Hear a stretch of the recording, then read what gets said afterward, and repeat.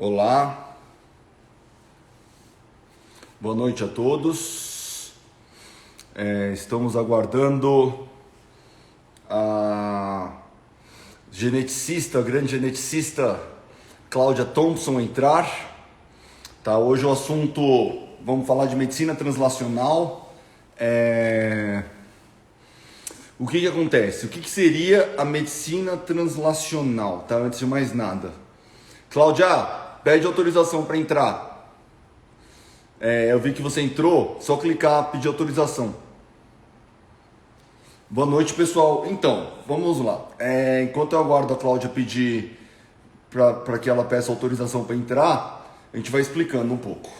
Medicina translacional é uma das grandes bases. Pronto, aceitar. Vamos ver se ela entrou. Deve estar entrando. Boa noite, Cláudia. Oi, Flávio, tudo Tudo bom? bem? Me escutando Tudo. bem? Estou te escutando super bem. Primeiramente, muitíssimo obrigado. Vou te apresentar brevemente aqui para todos.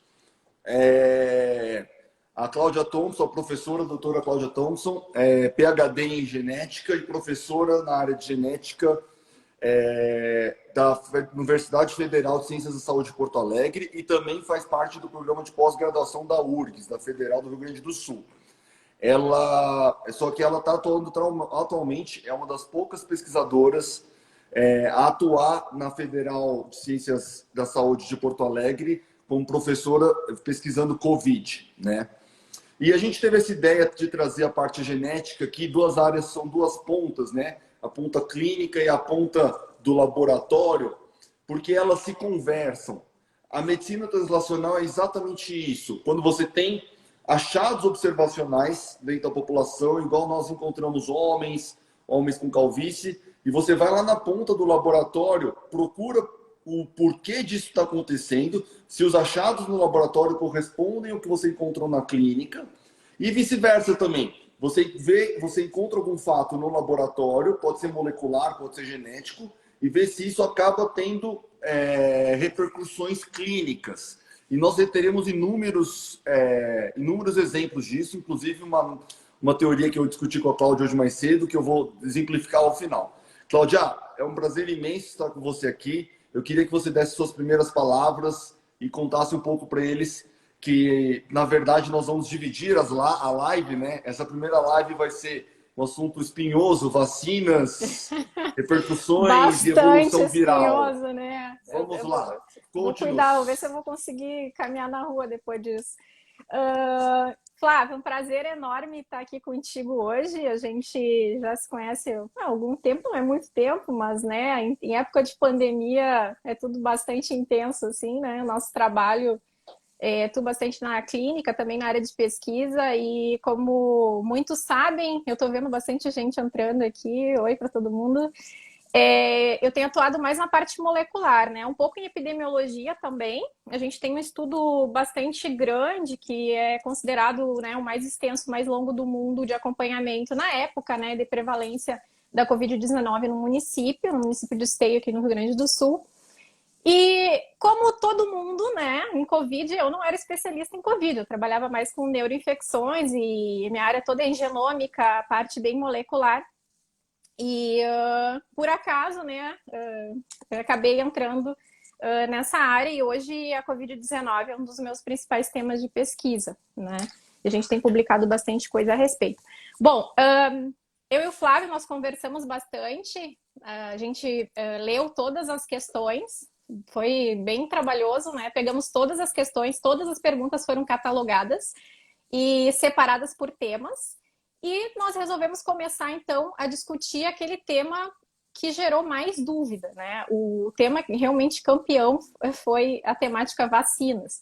Então, a gente vem hoje aqui para conversar um pouquinho com você sobre vacinas, sobre reinfecção, também um pouco de evolução, né, Flávio? Porque não tem como a gente falar de vacinação sem considerar as variantes que têm aparecido e o porquê tem aparecido. Essa também foi uma Pois das é. questões bem, assim, Eu queria, que apareceu várias vezes, né?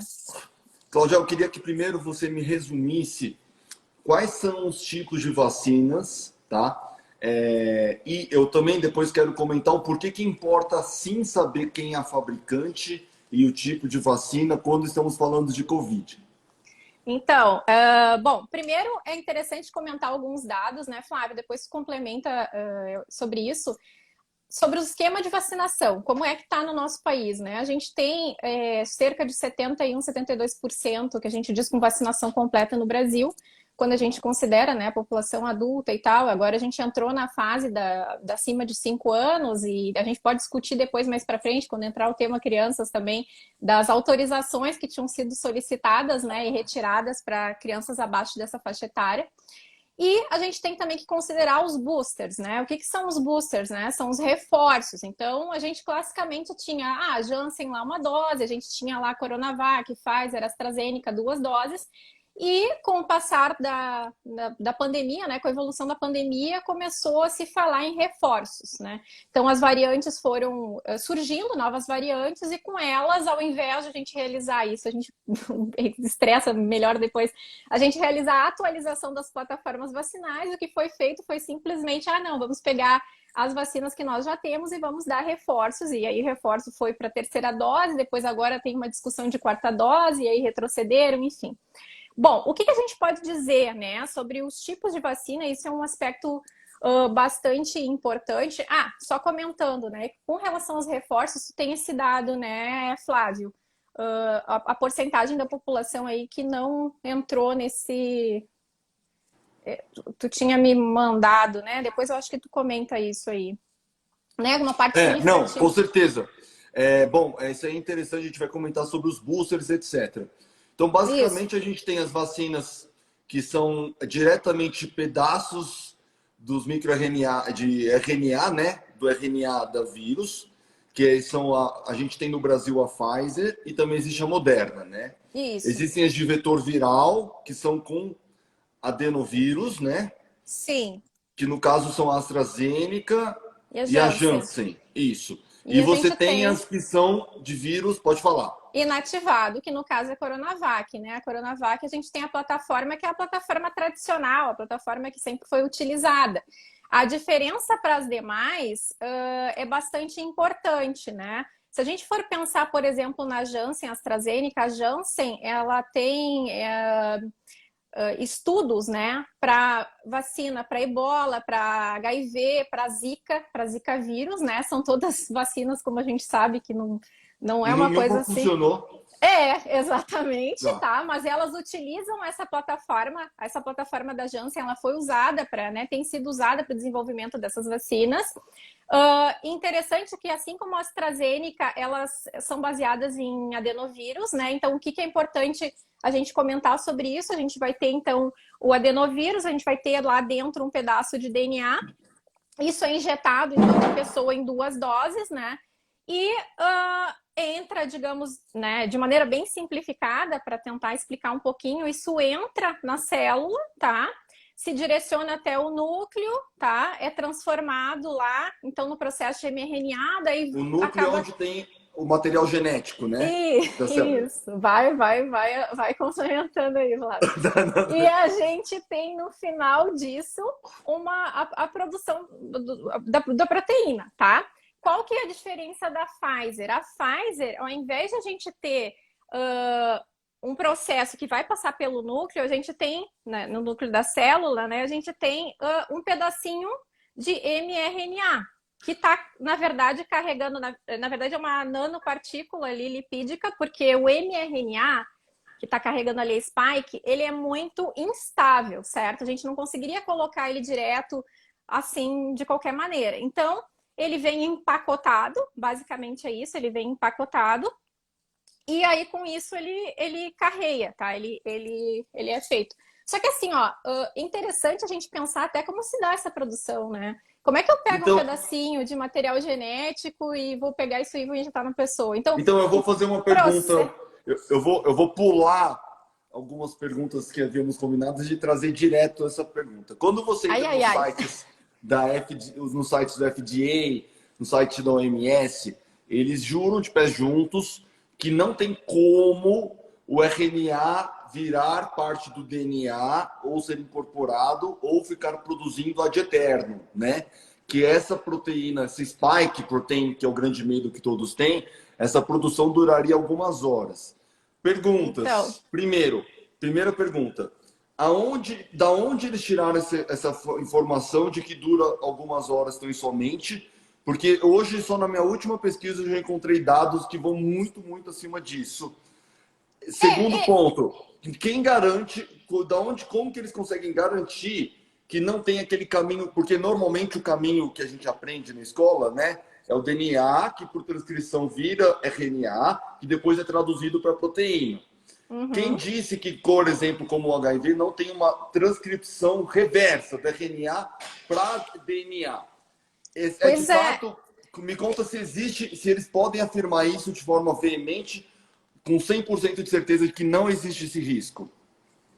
Pois então, eu não sei de onde eles tiraram isso exatamente para te dizer, tá? Porque, assim, teoricamente, tá? O que que se sabe, né? A gente tem o mRNA e a gente sabe que, em geral, ele vai durar ali algumas horas, talvez alguns dias, depende do para que está sendo usado. Então, assim, se parte do pressuposto que esse mRNA ele não está entrando no núcleo, é diferente das vacinas que a gente está falando baseadas em adenovírus, que tem o DNA, então tem uma passagem diferente. Então eles alegam o seguinte, não, o mRNA ele é injetado, ele não passa pelo núcleo, então não teria uma possibilidade de integração.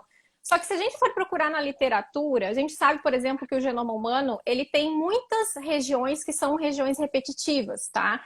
E essas regiões repetitivas, se a gente for pensar na história, né, de como a gente chegou até aqui, como é que nosso material genético evoluiu, a gente vai ver que houve durante esse período todo integrações. O nosso genoma ele tem registros dessas integrações, tá?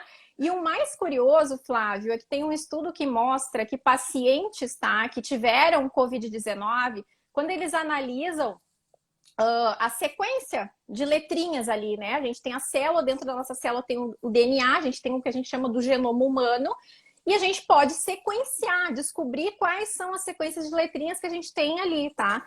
Eles verificaram que 10 a 20% dos pacientes que tiveram infecção por SARS-CoV-2 tem algum pedaço incorporado já em algumas células do genoma humano. Então, assim, isso não é algo que a gente vai dizer, a gente não sabia que isso acontecia. Não, a gente sabe que isso acontece, né? Em algumas Sim. infecções, né?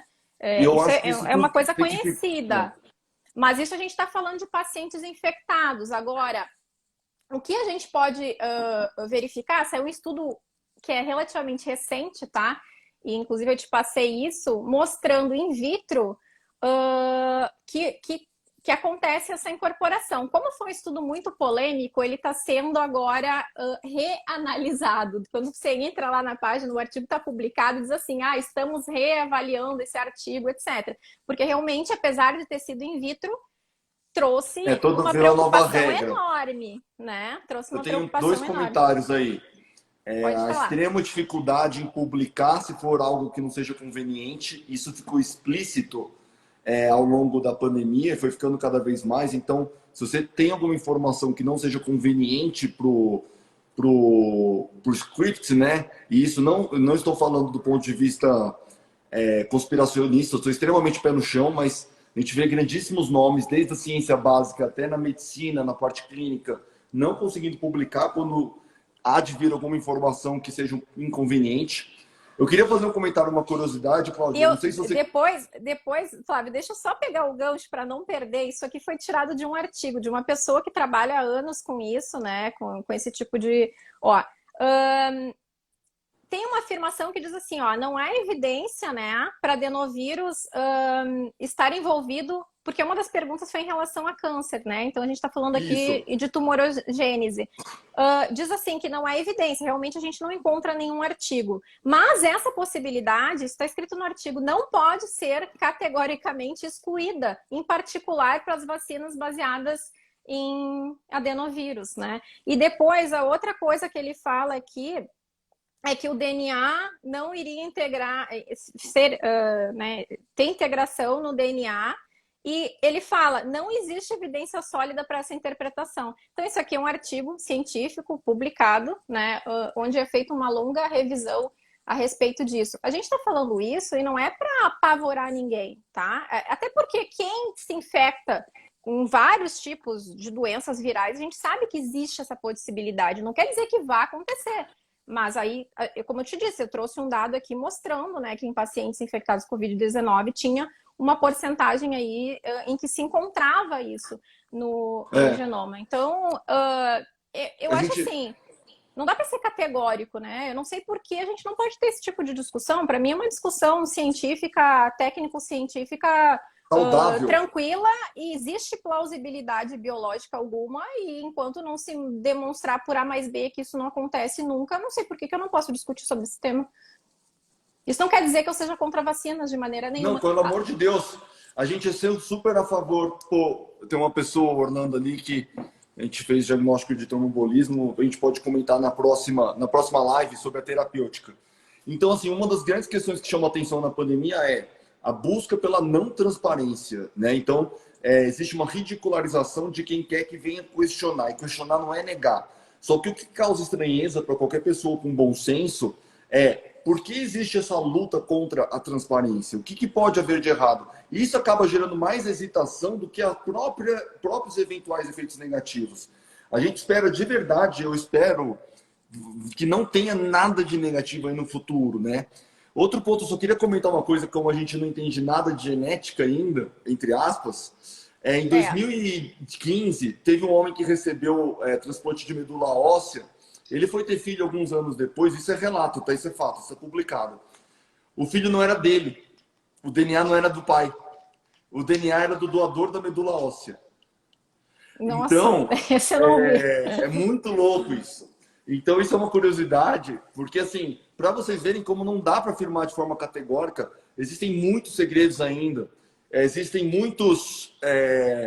por exemplo, as partes abertas do DNA, né, o open frame, que foram detectados em diversos tipos de vacina como expressando no DNA, né? Que são de leitura aberta, não são nem partes silenciosas, né? Potencialmente a gente vê, porque assim, ó, o código, né? Digamos assim, o código das vacinas da Pfizer e tal, ele tá disponível online. Tem um link ali, você pode olhar e ver o que é essa sequência. E quando a gente vê essas sequências, Flávio, só para o pessoal entender, não é exatamente a da spike, digamos, de uma variante, tá?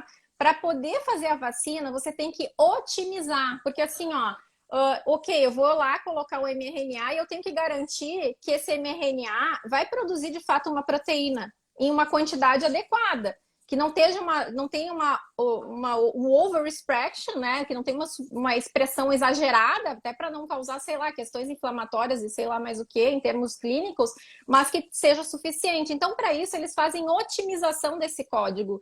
Então, uma das coisas que se faz é tirar algum códon, ou seja, que é um código, tá? Que vai dar lá um aminoácido. O códon é um pedaço que vem três, um kit de três... a menor parte da proteína chama-se aminoácido. As proteína que você come, proteína do músculo, a menor parte dele chama-se aminoácido.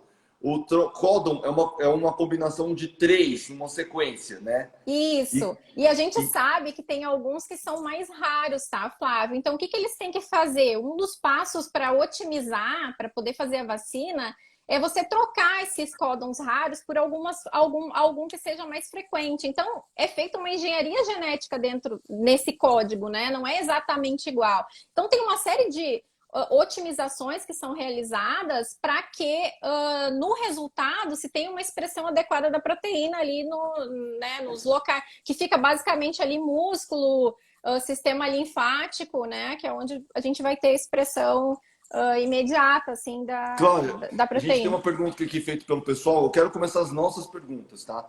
Uma pessoa falou uma coisa, não falem sobre questões negativas. Eu entendo, porque senão vai parecer que é anti-vacina. A questão que a gente está querendo trazer... Não somos anti-vacina. A questão que a gente está querendo trazer é que a gente precisa discutir os dois lados, né? Sim. Então, assim, ele perguntou se vocês foram vacinados. Eu tomei as 2 vacinas da AstraZeneca e eu estou preparado para apanhar. Porque você apanha porque vacinou ou apanha porque não vacinou, né? Você não consegue. Dos dois lados. eu vacinei, eu tenho até questões imunológicas e eu também tive que fazer viagens no ano passado. Eu precisava vacinar independente disso. Vacinei com 2 da AstraZeneca, não fiz o reforço, acabei de ter a Covid e não vejo necessidade do reforço por enquanto, né? Tem 1 mês que eu tive. Você também se vacinou, né, Cláudia? Eu fiz Coronavac 2 doses, eu tive Covid em setembro de 2020, logo lá no início, né? Com uma variante bem das antigas, e fiz 2 doses de Coronavac, tá? É isso que Tá. eu Coronavac fiz. ela funciona melhor para mulher do que para homem. E que a Coronavac ela funciona muito mal em idoso. E as vacinas hoje, se a Muito. gente for pensar em custo-benefício, ao meu ver, sendo bem, eu acho que ela hoje vale a pena custo-benefício, inquestionavelmente, para idosos e pessoas com mais comorbidades. Talvez sejam os grupos Uhum, cujo custo-benefício são claros, tá? uhum. Nos demais grupos, o que me incomoda um pouquinho é que os estudos eles são convenientemente focados em mostrar só infecção. Eles não mostram se tem redução de mortalidade, Os desfechos que são estudados, os desfechos exatamente. são estudados. É. Não nos julguem por termos tomado. A gente julgado por uma parte se tomou, uma parte se não tomou. Eu tive que viajar, foi um motivo importantíssimo, aliás, das minhas viagens. Então, a questão é a seguinte: muita gente está falando, eu tomei a vacina e não tomei a booster, né? Eu vou trazer um dado aqui. Eu fiz uma estimativa que das pessoas que já eram para ter tomado a terceira dose, 59% tomou e 41% ainda não tomou, né? É... Aí eu venho fazer uma pergunta. A gente está condenando os não vacinados condenando os vacinados. Eu acho que antes de mais nada, a gente precisa parar com essa divisão. Discordância não pode significar ódio. Discordância não pode significar time. Discordância tem que ser mais, tem que ser o momento que a gente mais precisa de discutir sobre as diferenças, porque no momento de, aliás, me incomoda muito as tamanhas certezas, tá? Tanto de um lado quanto do outro, sendo que nós estamos em um momento tão incerto, né? Então, acho que a forma É. mais precisa de descrever o efeito a longo prazo é incerto. Torcer provavelmente não vai ter grandes questões, espero que não tenha grandes problemas. Torcer mas afirmar que é seguro a longo prazo é incorreto, é desonesto. Então, mas não significa que não seja. A gente não sabe. E isso precisa ficar claro. Se a gente tiver a transparência, a gente fica com muito medo. Nós já recebemos recomendações, inclusive oficiais, em um journal, New England Journal of Medicine, recomendando como persuadir seus pacientes a vacinar, né? Ali algumas questões interessantes, mas algumas questões que eu acho eticamente questionáveis. Aí vem dentro desse julgamento, Cláudio, culpam os não vacinados pelas novas mutações. Você acha realmente, você concorda com isso? Não, Que não os não concordo. vacinados são responsáveis pelas mutações? Não concordo. Inclusive, é uma coisa que eu tenho falado já muito, né? É uma coisa que, assim, são alguns fatos que são conversados normalmente quando a gente fala de influenza ou da gripe, que é a própria questão da vacinação, a gente colocar aqui, que pode também estar exercendo algum tipo de pressão seletiva, né? Especialmente nas pessoas recém-vacinadas. Daqui a pouco a pessoa está recém-vacinada e pegou Covid, né? Então, tem alguns estudos já que mostram, por exemplo, essas questões em relação à gripe, e eles são publicados e foram publicados normalmente sem nenhum tipo de problema. Agora, quando a gente entra na discussão da vacinação exercendo algum tipo de pressão seletiva, quando fala de Covid, aí, de novo, a gente entra naquilo que a gente está discutindo agora. Não pode discutir, né? Parece uma coisa assim, não se pode falar sobre isso. E nesse sentido, Flávio, tem 2 artigos na verdade, mais de um, né? Um deles saiu na Scientific Reports, que é do grupo da Nature, que fala das taxas de transmissão do SARS-CoV-2. Eu estou lendo o título, tá? E o impacto da vacinação no destino das linhagens resistentes a vacinas, ou seja, da invasão imune, vacinal, etc. Né? Então, ele é um artigo teórico, mas que mostra que quando a gente tem uma certa porcentagem da população, especialmente quando a gente tem uma porcentagem muito grande da população vacinada, isso pode exercer uma pressão de seleção para seleção de algumas linhagens, tá? Novas.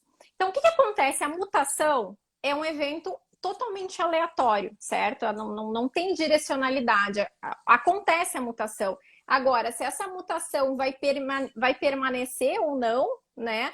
Naquele genoma é um balanço do que a gente chama forças evolutivas, ou seja, deriva genética, que são questões do acaso. Por exemplo, surge uma mutação num indivíduo, a gente tem uma população enorme, surgiu uma mutação que é ruim para o ser humano, mas é boa para o vírus, tá?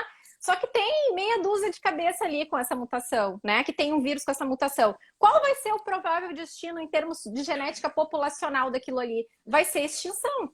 Provavelmente, né? Porque não tem uma quantidade suficiente para aquele indivíduo transmitir para outros indivíduos e a gente dizer que esse vírus mutado vai ter sucesso. Agora, você tem muitos de vírus, inclusive assim, né, Cláudia?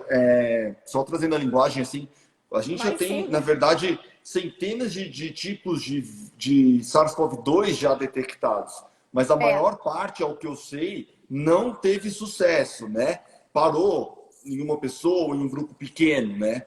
E uma coisa importante deixar claro, as pessoas acham que a Ômicron veio da Delta. Não.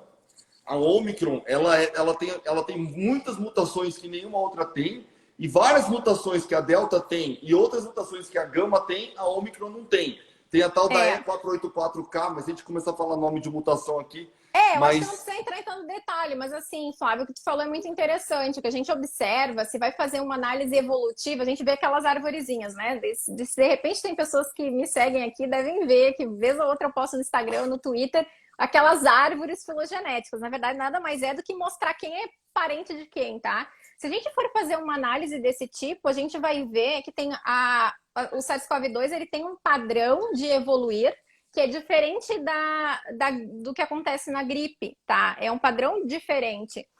E acontece exatamente isso. A gente não vê uma transição. Essa alfa derivou delta, né? Ou gama, o que derivou delta, que derivou ômicron. Não é assim. Então, os saltos são bastante grandes. Ou seja, especialmente a ômicron tem uma quantidade muito grande de alterações. E que faz também ter algumas características, até daí é mais atuária, até clínicas diferentes, né? Quando a gente vai analisar essas linhagens. Então, eu brinco hoje que, de acordo com a alteração que vem, porque assim, as primeiras, 2020, davam perda de olfato paladar. Veio a P1, que para nós é a mais letal, que é a gama, a gente esquece, a nossa memória é curta. Mas no início, há um ano, estávamos tendo lá 2.000 mortes, que subiu até para 4.000 mortes diárias. Não tinha mais perda de olfato paladar. Veio a Delta, perda de olfato paladar. Aí o Ômicron não perde mais o olfato paladar. Aí talvez uma subvariante da Ômicron perca o olfato paladar. Eu não sei nem qual que é a porção que faz a mutação que dá a perda do olfato paladar. E a P1, a gama, né? Tu como médico pode dizer melhor, mas um perfil bem mais agressivo, eu acho, né? Do que a gente vê. Sim, ele apresentava, era nítido, sim. Mas eu vou te falar, assim, a gente consegue saber, a gente conseguia saber pela clínica, predizer, obviamente não dava para confirmar, quem estava com a P1 e quem não estava. E agora, por último, em dezembro, início de janeiro, o resquício de quem tinha Delta e quem estava com a Ômicron. Dava para perceber clínica, porque bioquimicamente os exames da Delta eram bem piores. Os sintomas da Ômicron são mais nível superior aqui, parecendo sinusite. Mas chama atenção, depois quero falar da clínica na segunda live, porque tem muita coisa para trazer. Não, tem um monte, eu tô vendo as perguntas aqui, a gente nem saiu da Eu já desativei os comentários. Aliás, as perguntas sensacionais. Eu fiquei impressionado com o padrão das perguntas, tá? Eu também. Eu desativei os comentários só para vocês possam ver a Cláudia, porque a Cláudia estava desaparecida no meio dos comentários. Não é por nenhum outro motivo, tá, pessoal? Todos os comentários são muito bem-vindos. Cláudia, você acha melhor imunidade natural, imunidade de vacina, ou a combinada? Ou a natural é igual a combinada? Como que você vê? Gente, olha, eu tenho preferência por imunidade, seja ela qual for. Agora, o que os dados dizem é outra representa coisa, de verdade. Né? Então, Flávio, tem muita discussão sobre isso, né? o que a gente vê mais hoje agora tem sido uma coisa híbrida, né? Mesmo eu, por exemplo, que já tive Covid, também vacinei. Tu já teve, vacinou. Então, de fato mesmo, eu acho que são pouquíssimas as pessoas que a gente pode dizer, tiveram Covid e não estão vacinadas, né? É. Mas a gente observa que a imunidade a gente está falando em relação a quê, né? Aí entram Sim, as a variantes de imunidade. novo. Entram as variantes de novo, né? A gente estava Porque discutindo o artigo hoje que você falou assim, olha, a reinfecção está muito baixa mesmo depois de 18 a 22 meses. E de fato estava. Mas é, aumentou 20 vezes a chance de reinfecção com a chegada da Omicron nos 17 primeiros dias. Isso não confirma, isso não é um dado confirmatório, mas ele é um dado indicativo. Eu vou dar minha percepção clínica, tá? A Omicron é a primeira variante em que realmente estamos vendo reinfecções verdadeiras. O que eu chamo de reinfecção verdadeira? Uma coisa é você achar positivo, você ter um PCR positivo por contato, mas não ter desenvolvido a doença. Então, talvez você tenha sido contaminado pelo SARS-CoV-2, mas não tenha desenvolvido a Covid-19. Eu tenho várias pessoas que falaram, eu peguei 3 vezes, mas pelo menos uma dessas vezes praticamente não houve sintoma. A outra é você pegar e gerar o processo. É ele ter patogenicidade, né? Então, a gente vê que a Omicron foi a primeira a causar isso, né? Eu isso é tive a Omicron. interessante. Eu tive a Omicron depois de ter tido, depois de 2 doses da Astra, e eu tinha tido em junho de 2020 o primeiro episódio, e depois da Omicron eu desenvolvi uma espécie de miopatia que imitou o Guillain-Barré. Passei alguns dias, bati o Que horror. carro, enfim, foi horrível, mas eu melhorei bem rapidamente. Tá? A questão toda da Omicron, isso é interessante. Quando a gente vai olhar, eu até publiquei compartilhei, né, no Insta hoje. Quando a gente vai olhar os dados, a gente até olhou, se verifica assim, que a taxa de reinfecção seria muito baixa considerando os dados do mês de janeiro de 2022, né? Só que, empiricamente, eu já conversei com várias pessoas que tiveram a doença detectada e tal, ou seja, teve reinfecção. No nosso dia a dia, se você perguntar, você vai ver, pessoas que já tiveram e tiveram de novo. Só que o que esses artigos fazem em geral, Flávio? Esse, por exemplo, eles pegam o seguinte, para incluir no estudo, a pessoa tem que ter tido uma PCR positiva, tá? E uma negativa no e-mail. 45 dias, pelo menos, de diferença entre a infecção 1 e a infecção 2. E nesse intervalo tem que ter tido um exame molecular, né, que é a PCR negativa no meio. Então você tem que ter uma PCR positiva, uma PCR negativa e uma outra PCR positiva. Aí eles incluem no estudo para avaliar a questão da reinfecção. A Omicron é muito recente, Flávio, mas eu tenho a mesma impressão que você tem. Assim, eu acho que se a gente for falar em reinfecção agora, a gente vai poder falar com a vinda da Omicron de pessoas que já tiveram e vão acabar pegando de novo em função dessa nova variante. Então, é interessante também, que eu vi os dados, me corrijam, tá? Aparentemente, os que estavam mais protegidos, assim, de longe, eram quem tinha booster, mas quem tinha 2 doses estava até menos protegido do que quem não teve dose alguma. Parece-me que dura aproximadamente aí 18 a 20 semanas a proteção das vacinas. Então, e hoje, em tese, se a gente fosse pensar em reforços, seriam de 4 em 4 meses. Só que aí vem a pergunta, em tese, para a vacina continuar valendo, ao meu ver, como não temos respostas definitivas, é uma percepção minha dos resultados, junto com... Teria que ser feito de 4 em 4 meses. O problema é, nós temos dados suficientes de perfil de segurança para vacinar com novos tipos de vacina de 4 em 4 meses? Eu acho que não, nesse A questão momento. aí eu venho trazer uma outra questão. Sistematicamente assim, não. E deveria ter uma coorte. Eu desconheço um grupo, um subgrupo que tem sido acompanhado sistematicamente, estilo um estudo chamado Framingham, que se acompanha uma população mais perto. Desconheço também, não sei se tem esse acompanhamento, eu desconheço. Pergunta direta. Quem é vacinado transmite menos ou tem menor carga viral ou não? Principalmente na Omicron agora. Só pergunta cabeluda. Eu vou te dizer o seguinte, Não porque eu acho completo com resposta mais cabeluda. Fica tranquilo. Então, sabe onde é que isso nos leva? A questão toda do passaporte vacinal, né? É exatamente onde eu quero chegar. E se faz sentido a gente ter uma obrigatoriedade de exigência, né, desse passaporte vacinal. Bom, tem várias questões aí, né? A primeira, eu acho que se houvesse realmente... Se, por exemplo, a pessoa vacinada não transmitisse, primeiro que ela infecta, né? Aí já todo mundo diz, não, mas a vacina não é para impedir a infecção. Você vai ter infecção, mas vai ter uma forma mais leve, leva a menos hospitalizações, etc. Ok, então a gente já venceu esse ponto, a pessoa infecta. Ok, infectado, vai transmitir? Bom, aí poderia se considerar a pessoa está com menos gravidade, a doença menos grave, daqui a pouco está com uma carga viral um pouco mais baixa, mas o fato é que ela vai transmitir também, né? E os casos mais graves... não mostraram diferença, né? Os dados não mostraram. E, de novo, assim, não tem nada a ver contra a vacinação. Por exemplo, custo-benefício para mim, quem é idoso tem comorbidade, ao meu ver, mesmo... Mas você tem que deixar muito claro para a pessoa que os efeitos a longo prazo são incertos, né? Acho que isso precisa sempre ficar muito claro. Eu acho que eticamente, se você seguir os códigos de ética, as pessoas precisam saber disso. Mas o fato é que não transmite. Se a gente pensar que não existe um empecilho assim, para a transmissão, qual é o sentido do passaporte vacinal? Não, então, mas eu falo assim, vacina. Não tem, o passaporte vacinal, ele não deveria ser discutido ser favorável ou contra porque, eu acho bonito. Não. Ele tem que ter um critério para ele existir. Critério.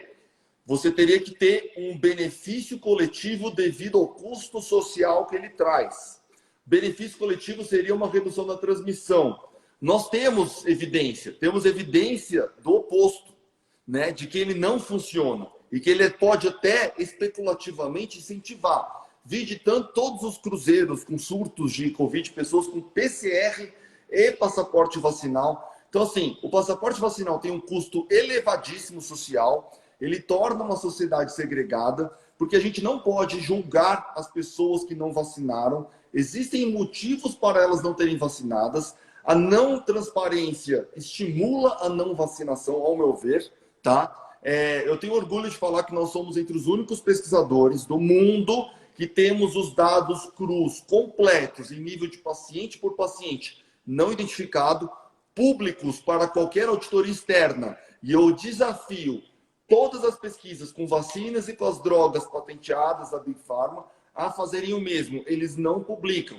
Por que não publicam? Então, por que eles não garantem a segurança? Vacinas bem estabelecidas, você confia. E era para a gente confiar nas agências, nos governos, em tudo.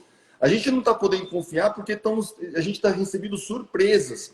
Porque nos afirmaram categoricamente uma coisa que não acontece agora. Você perde a confiança. O próprio CDC, né, Flávio, entrou em discussão agora a falta de transparência com os dados da população entre 18 a 45 anos, né? Eu tenho visto sistematicamente críticas em relação a isso. Então, realmente, não existe essa transparência. E esses dados... E outra coisa que é até assim, chocante de ver, sabe? Comentários do tipo assim... Bom, a gente trabalha com pesquisa, né, Flávia? Eu trabalho na área de genética, de genoma e tal. Daí, quando eu falo, por exemplo, de integração de pedaços virais no genoma humano, todo mundo fica apavorado. Mas, gente, isso já acontece. Nosso DNA já tem isso. De vários vírus. Tá tudo sempre fez isso. Não vai mudar agora. Isso sempre foi assim. O nosso genoma evoluiu assim. Então, assim, eu não tô falando nada para apavorar ninguém, entendeu? E a evolução acontece também. assim. Também. Mas sabe o que se tem divulgado, e eu sou totalmente contra isso, é o seguinte, eles dizem o seguinte, não, a gente tem que saber o que divulgar ao público, porque senão as pessoas não sabem filtrar, não vão saber interpretar, e aí vão ficar achando, né, vão ficar apavorados e tal. Ou seja, tu não dá informação, porque tu tá julgando que a outra pessoa não tem inteligência suficiente ou capacidade para tirar suas conclusões e interpretar os dados. Bom, qual é o teu dever? Publicizar as informações, eu juro que eu me esforço, tentando ser o mais didática e simples possível para que as pessoas tirem suas conclusões. Eu jamais vou sonegar informação porque eu julgo que o outro não tem capacidade para interpretar. Mas o que é isso? Não, e você aí imagina... tu nega uma informação... Você imagina eu dando remédio para o paciente numa pesquisa clínica, Mas eu não vou colocar no termo de consentimentos riscos, porque ele não vai entender, ele vai ficar apavorado, então ele não vai querer entrar na pesquisa. Mas, Flávio, se você fizesse isso, sua pesquisa não ia ser nem aprovada no CONEP, né? Porque eles iam dizer, você não está explicando para o paciente, tem que estar Mas tudo eles vão falar explicadinho. que a vacina não é experimental, por isso você não precisa informar tudo. Será que é só pelo fato de ser ou não, independente os estudos não terminaram, isso é fato. Então dizer que não é experimental me causa estranheza, porque alguém deve saber de algum lugar, de algum mundo, de algum planeta, onde foram já estudados Flávio, e finalizados. a explicação é simples. Sabe o que que é? É que uma coisa é válida ou outra é válida a depender de quem fala. Se formos nós dois a falar, a gente não tem permissão, porque a gente vai apavorar as pessoas. Mas se for alguém que está numa posição de poderio financeiro, econômico ou político de tomada de decisão, a essa pessoa é dado o direito de falar o que quiser da forma como julgar melhor para que, pensando essa pessoa vai ter a boa avaliação sobre o que é melhor para o povo. A gente não. A gente já entende? viu essa história acontecer no passado, né? A gente não aprende. Basicamente é isso, Flávio. Então, assim, essa história a gente conhece e não aconteceu só em um exemplo igual o pessoal tem usado, são várias vezes, né? não, são A gente tem várias. essa. Mas enfim, Cláudio, eu queria fazer só um comentário para deixar mais leve. Eu tenho aconselhado meus pacientes contra ficar fazendo. Atualmente, é uma coisa bem nova. Os pacientes estão pedindo para fazer para dosar imunidade, né? IgG, neutralizante, não está adiantando mais nada. Porque esses IgGs, esses neutralizantes que a gente está vendo, eles neutralizam as anteriores. Eles são um IgG contra as anteriores.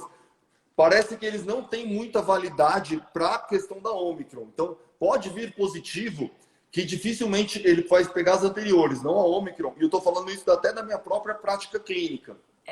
E outra coisa também, né, Flávio, que você tem que considerar é que os exames que estão disponíveis em laboratório, especialmente para medir eficácia e ver anticorpo neutralizante, não é exatamente os testes adequados que seriam feitos em uma escala menor para uma pesquisa, um laboratório de pesquisa, né? Então, realmente eu não acho que... Já vieram me perguntar como é que eu posso saber se eu tenho imunidade e tal. Primeiro que já tem a confusão das vacinas. Tá certo que muitas vacinas, elas são baseadas, por exemplo, na Spike, né? Então, você conseguiria, sendo mais específico para outras regiões, até diferenciar, mas eu não sei se esses laboratórios têm condições, assim, em larga escala, de também fazer isso, né? Então, eu acho que realmente eu não recomendo, assim, eu acho que não é nem muito útil, assim, na verdade. Você chegou a pensar em algum momento que a vacina para coronavírus seria só uma ou duas doses e pronto, acabou, nunca mais ia precisar, tendo visto o tipo de vírus? Porque falava assim, duas doses, a gente vê da influenza, por exemplo, tem que fazer anualmente, me causou estranheza falar assim, 12 pronto. Assim, desde o início eu falava, você não, mas eu acho que vai ter que fazer reforço. Eu não estou defendendo as vacinas, tá? Também, assim, eu só estou querendo falar o seguinte, me causa muita estranheza não achar que tinha que fazer doses adicionais. Eu acho que não é surpreendente. É claro que assim, né? Eles se tinham uma visão, não é eles, eu me incluo também, de que o vírus tinha uma taxa mutacional que não era assim exagerada, não era alta. Então, no início, né? que em função disso, mas se a gente for ver, tem uma aceleração, né? E tem um acúmulo de mutações que é bastante grande. E que tem tido um impacto, não é só que nós tenhamos mutações, são mutações que têm impactado na questão desse escape, gerado desse escape imune, né? Então, assim, eu não acho inesperado que a gente tenha que ter desenvolvimento contínuo de vacinas, só que, Será que de valem a novo... pena? A pergunta é, valem a pena?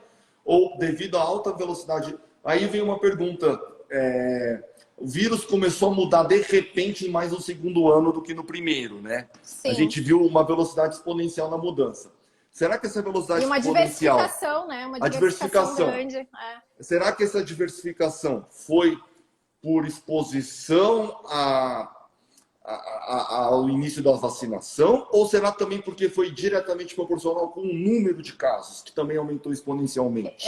Eu acho que o aumento exagerado, né, acelerado do número de casos é um ponto importante, porque tu tem mais transmissão, mais pessoas infectadas, maior a probabilidade de tu ter eventos mutacionais que possivelmente deem alguma vantagem, né? A gente diz vantagem adaptativa, ou seja, que dê vantagem para o vírus lá em relação à questão da infecção, né? Ele ser mais transmissível, por exemplo, tem um impacto, mas tudo é um contexto, né, Flávio?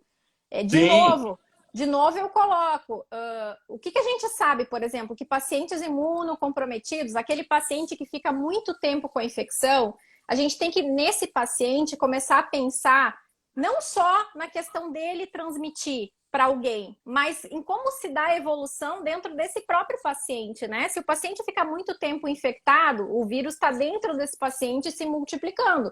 Toda vez que ele se multiplica, tem chance de dar algum erro que não vai ser corrigido, e essa mutação, se der uma vantagem adaptativa. Pensem o seguinte, a gente tem um saco, tá? E aí tem vírus se multiplicando. Um desses vírus, dentro do paciente, sofreu uma mutação. E essa mutação deu uma vantagem para aquele bichinho ali. Não é um bicho, né? Está falando do vírus relativamente...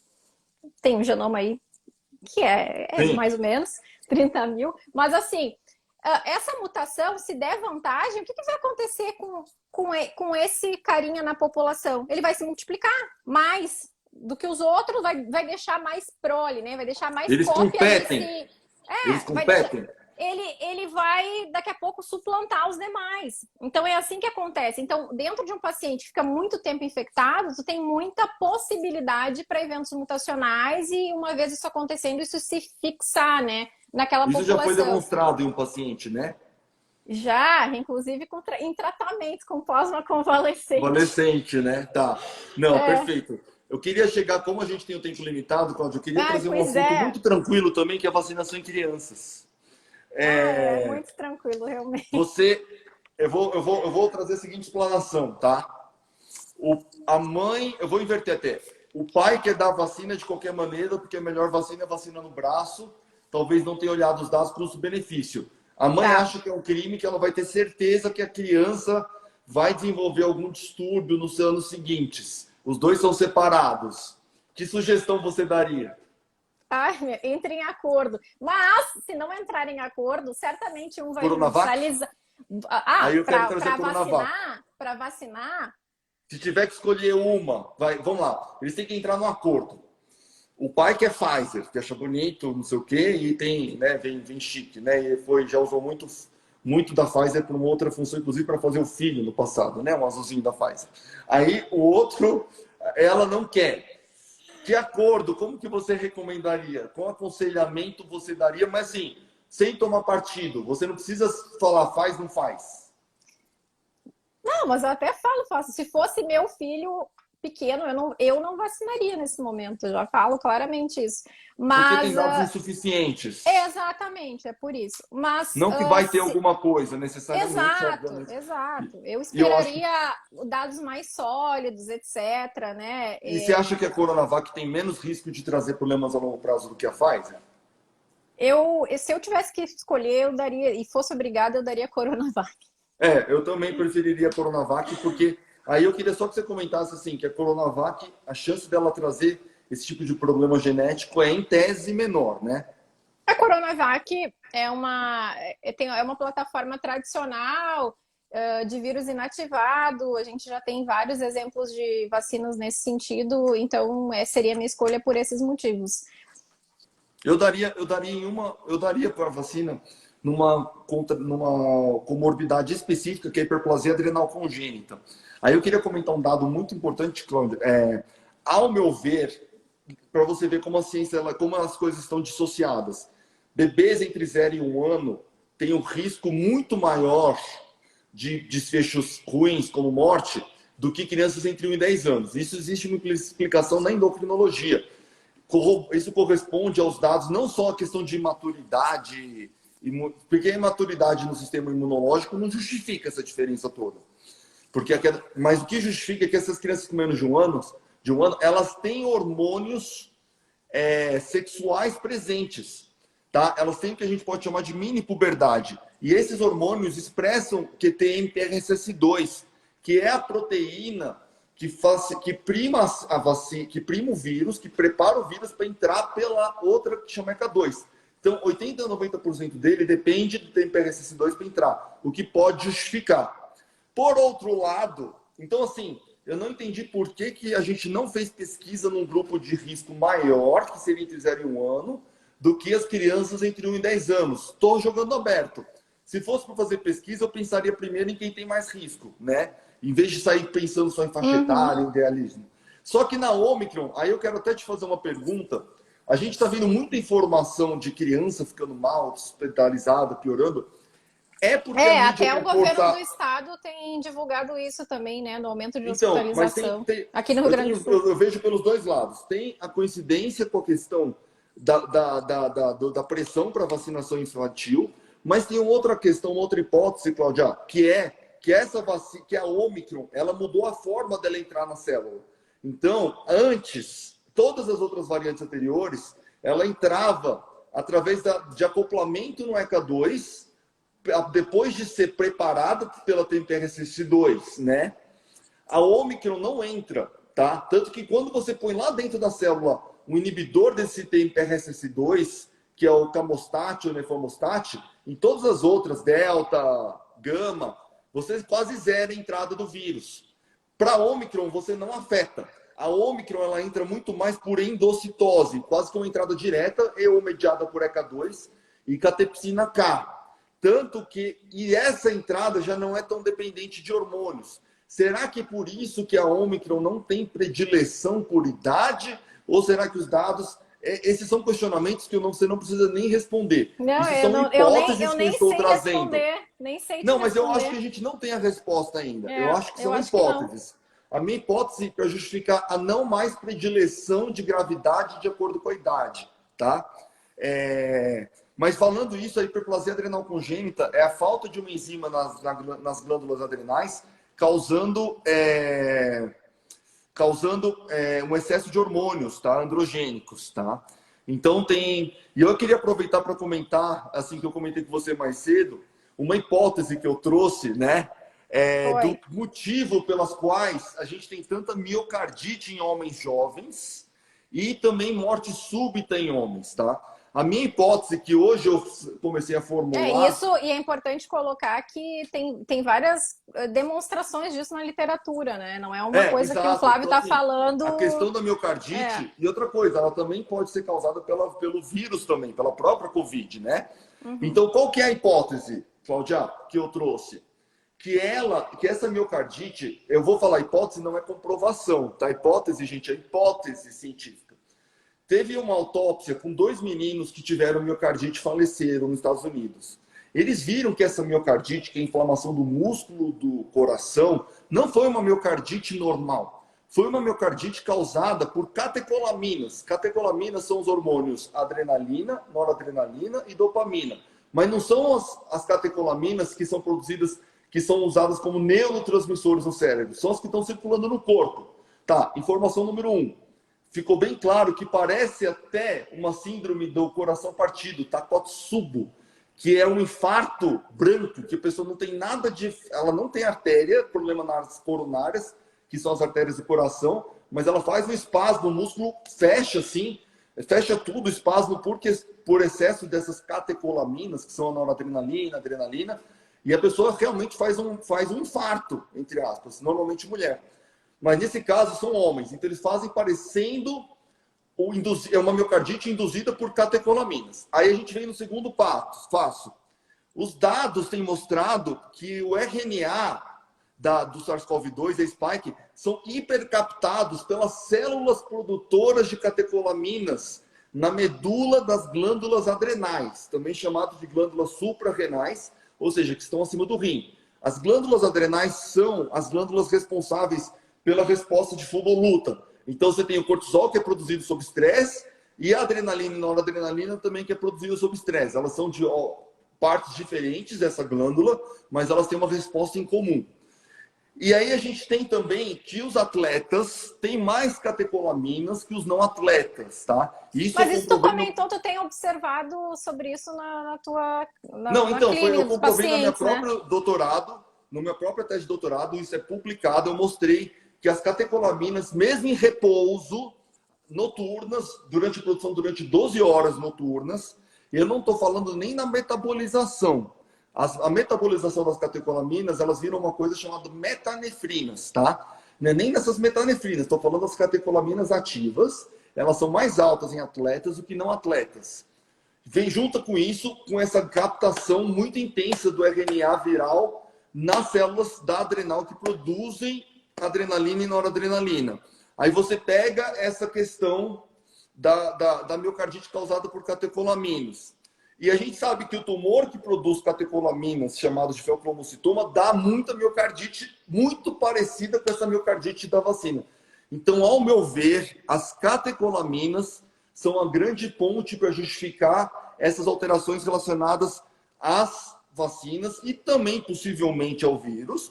E por que acontecem tanto em homens jovens, normalmente atletas ou usuários de coisas, de substâncias que aumentam as catecolaminas, Venvance, a Ritalina, estimulantes, pré-treino, etc., ou atletas, e também atletas de alta performance, tá? Que tem os picos, quanto maior a alta performance, maior os níveis de catecolaminas, tá?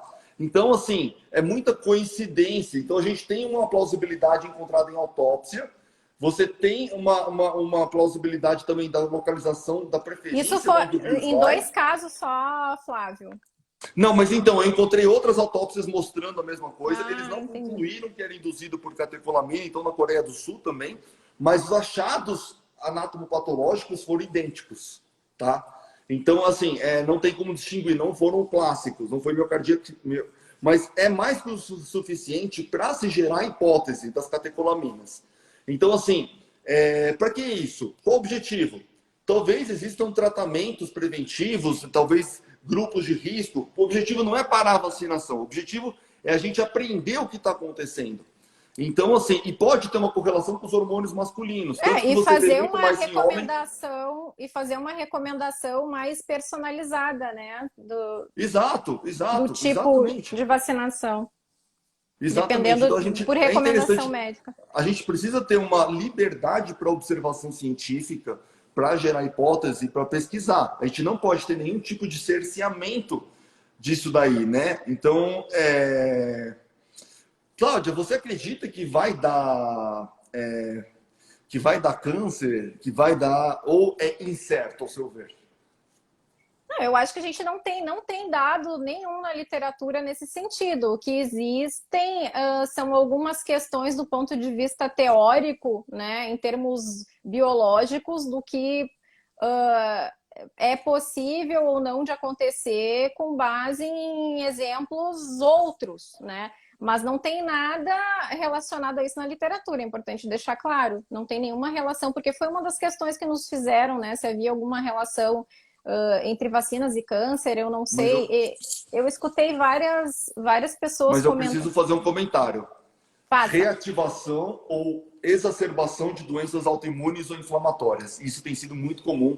Tempestade tiroidiana, doença de Graves, Hashimoto, diabetes tipo 1, menopausa precoce. Tá? Essa foi uma outra pergunta também, né, que fizeram, né? Então, assim, menopausa precoce, eu já tive aproximadamente 10 casos, tá?